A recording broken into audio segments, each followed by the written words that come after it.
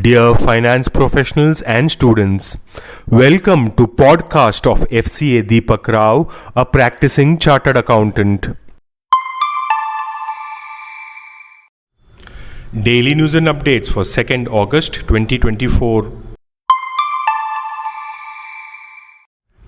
India Inc. is requesting the government for a phased transition to the long-term capital gains tax regime announced in the budget for financial year 25, which proposes to remove indexation benefits for property, gold and other unlisted assets.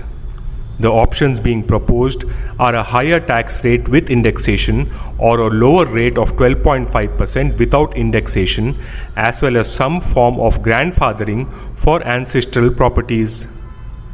The suggestions are being examined at the Finance Ministry and will be discussed with the Prime Minister's office. The Reserve Bank of India has agreed to Tata Sons restructuring plan, which exempts the holding company from mandatory stock exchange listing. Tata Sons has restructured to be a zero debt entity, complying with RBI's regulations and avoiding classification as an upper layer non-banking finance company, potentially removing the need for listing by 2025.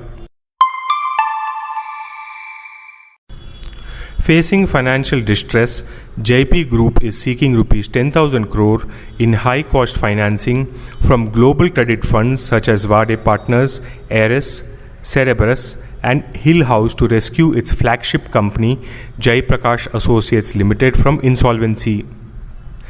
Jai Prakash Associates Limited was admitted for insolvency on June 3rd by the NCLT following a petition by ICICI Bank. Key issues include disputes with land authorities and principal repayments due in 2037. The company plans to refinance loans and sell assets including real estate, cement plants and a Formula 1 racetrack. RBI has issued master direction on the treatment of willful defaulters and large defaulters. The primary objective of these directions is to provide a non-discriminatory and transparent procedure with respect to principles of natural justice for classifying a borrower as a willful defaulter by the lenders. These directions cover the mechanism for identifying and classifying willful defaulters, reviewing accounts for identification of willful default, and penal and other measures against willful defaulters. SEBI has released a consultation paper on a proposal to improve the ease of doing business with respect to additional disclosure framework for large foreign portfolio investors. Under the proposal, SEBI suggested a suitable risk-based threshold for identifying and categorizing FPIs as land bordering countries or non-land bordering countries entities.